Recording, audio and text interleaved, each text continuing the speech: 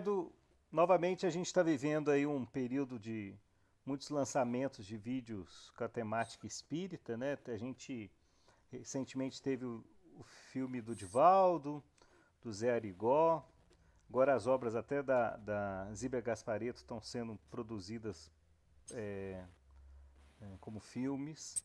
É bom frisar, né, aproveitar para frisar que há uma previsão para 2023 agora do filme Nosso Lar 2, Os Mensageiros, né, com Edson Celulari e no papel de Aniceto, e o mesmo ator que fez o André Luiz no primeiro filme voltaria agora para fazer o André Luiz nessa segunda versão, aproveitando não só passagens dos Mensageiros, como do livro Obreiros da Vida Eterna.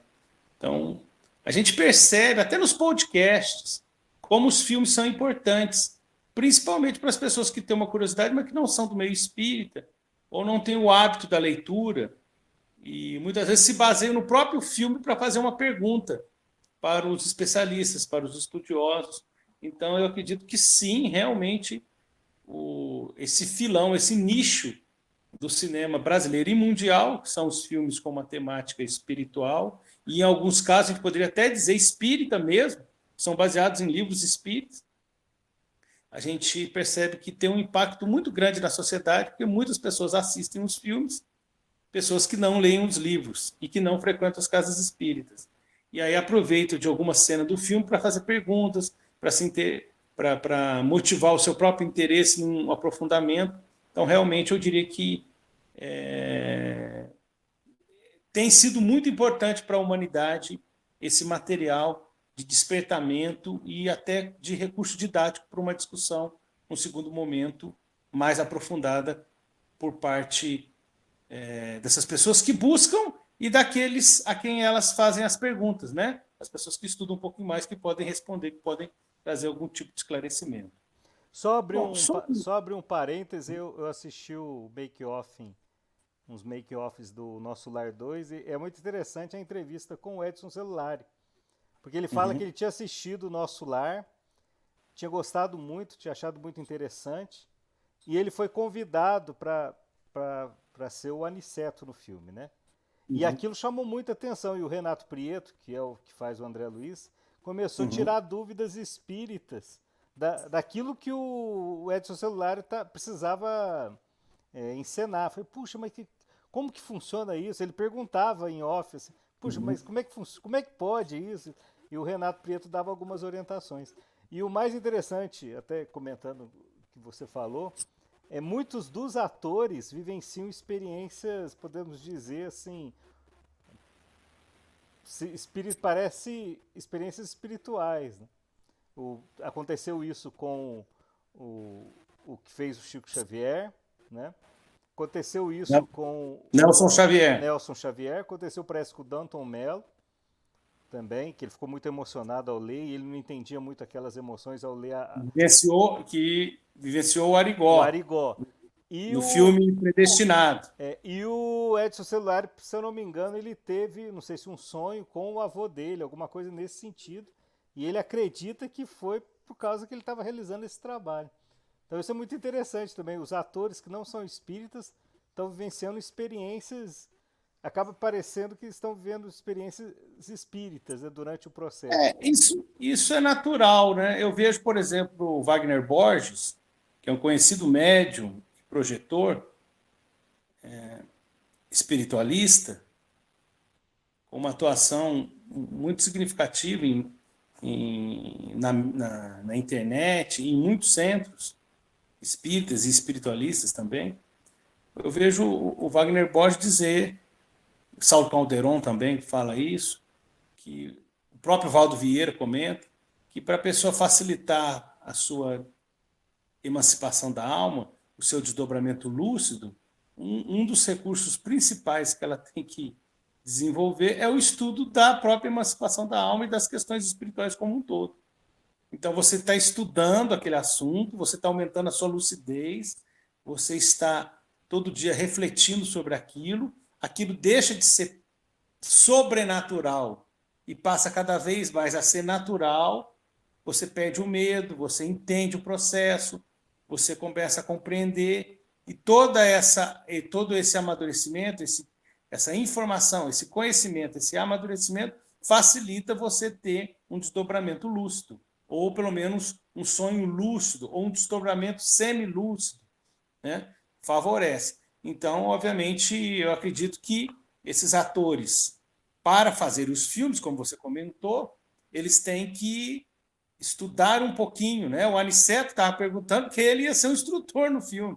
Então ele tem que entender a lógica, ele tem que fazer perguntas, ele tem que entender o contexto para que aquilo seja espontâneo, para que ele fale de uma forma natural. É interessante, tem que ser assim mesmo, é o estudo do personagem, do contexto, daquilo que ele está dizendo. E a obra de André Luiz é uma obra muito lógica, muito rica. Então ele estuda antes. E o estudar antes e entrar em contato com aquilo e questionar e refletir e ter um tempo para refletir sobre essas questões espirituais, coisa que nem sempre a gente faz, né, na correria do dia a dia, no cotidiano, e são pessoas que têm, obviamente, vários tipos de tarefas e preocupações diferentes da questão espiritual. Obviamente, nesses momentos, eles, fazendo esse dever de casa, favorece uma percepção daquilo que às vezes acontecia antes e eles não percebiam, ou que agora tem condições de acontecer com uma atenção maior deles voltada à identificação do processo ou à percepção de algum detalhe, né? Em maior ou menor grau. Isso pode acontecer, é claro que a gente não pode cair no fanatismo, às vezes a pessoa se autossugestiona um pouquinho, né? Então temos que ter um certo cuidado, porque às vezes você tá lendo sobre o assunto, você tem uma predisposição de achar que tudo é aquilo também. Então tem que tomar um certo cuidado com um comportamento um pouco exaltado, não estou dizendo que é o caso, só estou dizendo para a gente não exagerar, mas é possível que quem esteja estudando esteja mais predisposto a notar aquilo que, sem o estudo, sem o amadurecimento, sem a percepção, sem o contato com aquela informação, a pessoa não perceberia com mais facilidade, porque não são médiums ostensivos, né? Médiums que geram fenômenos espirituais consistentes, assim, muito chamativos. Mas eu acho que o que você comentou é interessante, acontece sim, e faz parte do nosso amadurecimento, e eu acho que o trabalho desses companheiros merece todo o nosso apoio, a nossa divulgação, porque tem muito mérito para espíritas, para espiritualistas e para materialistas, talvez até mais. Eu diria que sim. No making off, o Wagner de Assis, né, que é o diretor do Nosso Lar, né? Ele comentou que quando ele foi passar o Nosso Lar nos Estados Unidos, que o pessoal foi lá assistir, gostou do filme e tudo mais, o pessoal só que achou estranho que no final do filme apareceu uma mensagem assim, para os moradores de Nosso Lar. Ele tava dedicando o filme para os moradores de Nosso Lar. Os americanos, peraí, existe isso aí? Existe essa cidade? Porque os americanos estavam assistindo como uma obra de ficção e não tinha ideia de que aquilo era baseado numa obra real, né? Numa obra psicográfica. E aí ele colocou essa mensagem, quando ele colocou essa mensagem no final, que ele dedica o filme aos moradores de Nosso Lar, que os norte-americanos ficaram loucos. Aí começaram a perguntar, começaram a questionar. Então o filme tem essa questão que você colocou de também ajudar na divulgação da doutrina, né? De uma certa maneira. E de uma divulgação do próprio espiritualismo, de uma forma geral, não só da doutrina. Da doutrina, no segundo momento, talvez, mas, digamos, para o público americano, mais da espiritualidade, do espiritualismo do que da própria doutrina. Porque tem a questão do entretenimento, mas há uma provocação. O que é isso? Isso é baseado numa obra? Então, mesmo que a pessoa não procure os livros de André Luiz, ou livros de Allan Kardec, ou livros doutrinários, ela procura o espiritualismo, ela procura alguma fonte de informação. E para nós, a gente não quer que a pessoa necessariamente se torne espírita, né?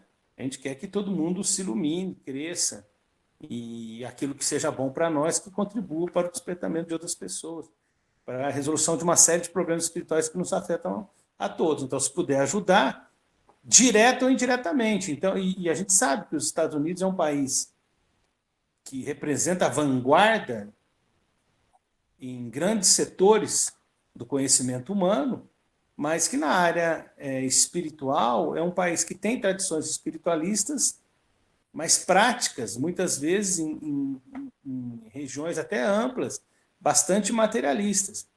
Apesar dos Estados Unidos representarem também grandes avanços, por ter tido em toda a sua história grandes projetores, grandes pesquisadores da experiência de quase morte, como o próprio Raymond Moody Jr., que está entre nós, a Elizabeth Kubler-Ross, há um tempo atrás, e outros. E outros pesquisadores, como o próprio Ian Stevens, que eu acho que era canadense, né, mas radicado nos Estados Unidos. Então, por outro lado, você divulga um filme e o filme causa uma certa provocação, no bom sentido da palavra provocação, e desperta as pessoas para estudarem. Então, isso é sempre positivo, porque a gente quer encontrar a verdade e, obviamente, você motiva aqueles que têm um interesse pela questão a procurar se informar, procurar fontes de elucidação, fontes de comprovação da questão espiritual. Então, tudo isso é super, super salutar, super importante, porque quando a gente fala de avanço do espiritualismo e da espiritualidade mundial, obviamente a gente não pode querer que seja tarefa exclusivamente do trabalho espírita, porque o trabalho espírita contempla ainda um número pequeno de habitantes. Se a gente esperar isso unicamente dentro do movimento espírita, o processo vai ser muito lento.